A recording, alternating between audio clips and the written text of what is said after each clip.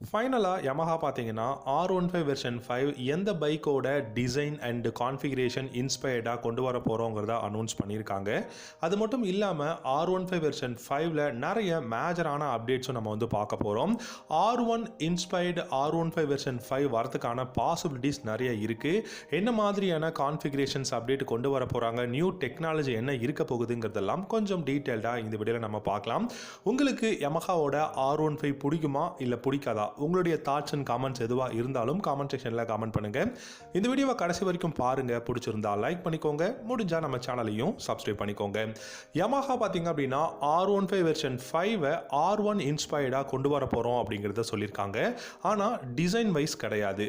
R1ல இருக்கக்கூடிய 5 inch TFT instrumental console பார்த்தீங்கன்னா கொண்டு வர போகிறாங்க. அதே சமயம் இந்த பைக்கில் ஹேண்டில் பாரோட க்ரோன் பார்த்தீங்கன்னா உங்களுக்கு R1 டைப்பில் இருக்கும் அப்படிங்கிறத சொல்லியிருக்காங்க. அண்ட் இன்னொரு விஷயம் என்னன்னா R15 வெர்ஷன் 5ல க்ரூஸ் கண்ட்ரோல் சிஸ்டம் வந்து கொண்டு வரதுக்கு நிறையவே பாசிபிலிட்டிஸ் இருக்கு அப்படிங்கிறத தான் சொல்லியிருக்காங்க. ஸோ R15 வெர்ஷன் 5ல க்ரூஸ் கண்ட்ரோல் சிஸ்டம் வந்துச்சு அப்படின்னா டெஃபினட்டா இந்த 5 இன்ச் TFT இன்ஸ்ட்ருமெண்டல் கன்சோல் பார்க்கறதுக்கு பியூட்டிஃபுல்லாக இருக்கும். நமக்கு யூசர் எக்ஸ்பீரியன்ஸும் பார்த்தீங்கன்னா கிளஸ்டரில் ரொம்பவே பியூட்டிஃபுல்லாக இருக்கும் அப்படிங்கிறது தான். இப்போ டியூக் 390 தான் நீங்கள் பார்த்துருப்பீங்க, சூப்பரான க்ரூஸ் கண்ட்ரோல் சிஸ்டம் வந்து கொடுத்துருக்காங்க. அந்த மாதிரி 5 இன்ச் TFT இன்ஸ்ட்ருமெண்டல் கன்சோலோட நமக்கு க்ரூஸ் கண்ட்ரோல் சிஸ்டமும் கொண்டு வராங்க அப்படிங்கும்போது பெஸ்ட்டாக இருக்கும். அடுத்ததாக பார்த்தீங்க அப்படின்னா இந்த பைக்கோட டிசைன் வைஸ் பார்க்கும்போது ரொம்பவே ஷார்ப்பான ஸ்லீக்கான ஏரோடைனமிக்ஸ் பாடி பேனல்ஸ் வந்து யூஸ் பண்ண போகிறாங்க. அண்ட் கட்டிங் எட்ஜ் டெக்னாலஜி அப்படிங்கிற விஷயமும் R15 வெர்ஷன் 5ல யூஸ் பண்ண போகிறோம் அப்படிங்கிறது தான். அண்ட் இந்த பைக்கை பொறுத்த வரைக்கும் ஸ்போர்ட்டியான ரைடிங் பொசிஷன் வந்து கொடுத்துருக்காங்க. முக்கியமாக பார்க்க போகிறது என்னன்னா இந்த பைக்கை பொறுத்த வரைக்கும் நமக்கு நேவிகேஷன் அப்படிங்கிற விஷயம் இந்த கிளஸ்டரில் இருக்க போகுது அப்படிங்கிறது தான். ஸோ ஆல்ரெடி நமக்கு ட்ராக்ஷன் கண்ட்ரோல் சிஸ்டம், அலுமினியம் ஸ்விங்காக வந்து கொடுத்துருக்காங்க, குயிக் ஷிஃப்டர்ஸ் வந்து அவைலபிளாக இருக்குது. இந்த மாதிரி நிறைய விஷயம் இருக்கும்போது டெஃபினட்டாக இந்த விஷயமும் பெஸ்ட்டாக இருக்கும் அப்படிங்கிறத நம்ம வந்து எதிர்பார்க்கலாம்.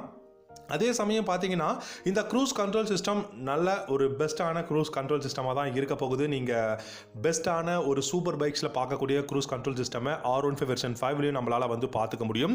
அடுத்ததாக வேறு ஏதாவது மேஜரான அப்டேட்ஸ் இருக்குமா அப்படின்னு கேட்டிங்கன்னா இந்த பைக்கில் இருக்கக்கூடிய அந்த டிரான்ஸ்பரண்டான விண்ட்ஷீல்டோட பொசிஷன் அண்ட் தென் பார்த்தீங்கன்னா அதோட சைஸ் வந்து சேஞ்ச் பண்ண போகிறதாகவும் Yamaha அனௌன்ஸ் பண்ணியிருக்காங்க.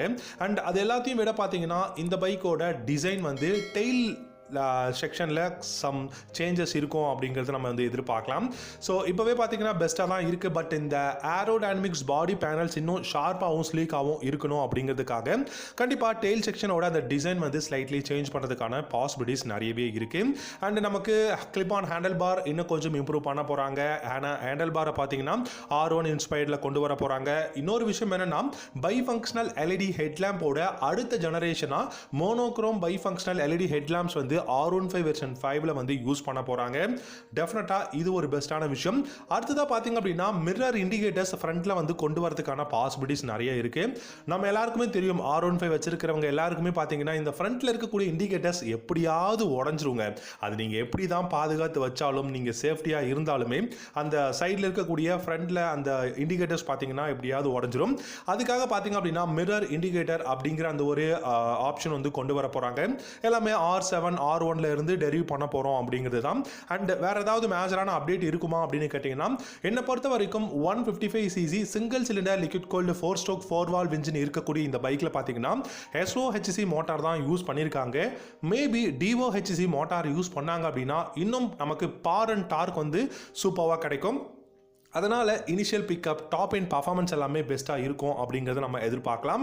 என்னை பொறுத்த வரைக்கும் பார்த்தீங்கன்னா மேக்ஸிமம் பார் 19.7 ஹார்ஸ் பவரும் 15.2 நியூட்டன் டார்க்கும் வந்து ப்ரொடியூஸ் பண்ணக்கூடிய இன்ஜின் டியூனிங் வந்து பண்ணுறதுக்கான பாசிபிலிட்டிஸ் இருக்குது. ஏன்னா தாய்லாண்டில் இருக்கக்கூடிய R15 வெர்ஷன் 4 நீங்கள் எடுத்து பார்த்தாலும் சரி, இல்லை நீங்கள் வந்து இந்தோனேஷியாவில் இருக்கக்கூடிய R15 வெர்ஷன் 4 நீங்கள் எடுத்து பார்த்தாலும் சரி, அங்கே இருக்கக்கூடிய பைக்கோட பார் அண்ட் டார்க் எல்லாமே அதிகமாக இருக்கும். ஸோ அதனால் கண்டிப்பாக வெர்ஷன் 5ல 19 ஹார்ஸ் பவரும் 15 நியூட்டன் டார்க்குக்கும் மேலே தான் வந்து கொண்டு வர போறாங்க.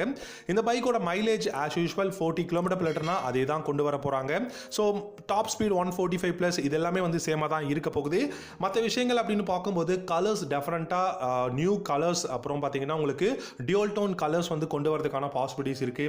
அண்ட் ப்ளூடூத் கனெக்ஷனில் இன்னும் நியூ ஜெனரேஷன் ப்ளூடூத் கனெக்ஷன் வந்து கொண்டு வர போறாங்க. ஆல்ரெடி நேவிகேஷனும் வந்து கொண்டு வர போறாங்க. அப்படிங்கும்போது டெஃபினட்டாக நமக்கு க்ரூஸ் கண்ட்ரோலும் இருக்கும்போது நல்ல ஒரு கம்ஃபர்டபுளான ஒரு யூசர் எக்ஸ்பீரியன்ஸ் பைக்கை ரைட் பண்ணும்போது நல்ல ஒரு கம்ஃபர்டபுளான ரைடும் கிடைக்கும், சேஃப்டியான ரைடும் நம்மளால் வந்து பண்ண முடியும். அதே சமயம் பார்த்தீங்கன்னா உங்களுக்கு இந்த பில்லியன் சீட் அப்படிங்கிறது ரொம்பவே கம்ஃபர்டபுளாக வேணும் அப்படின்னு யோசிப்பாங்க.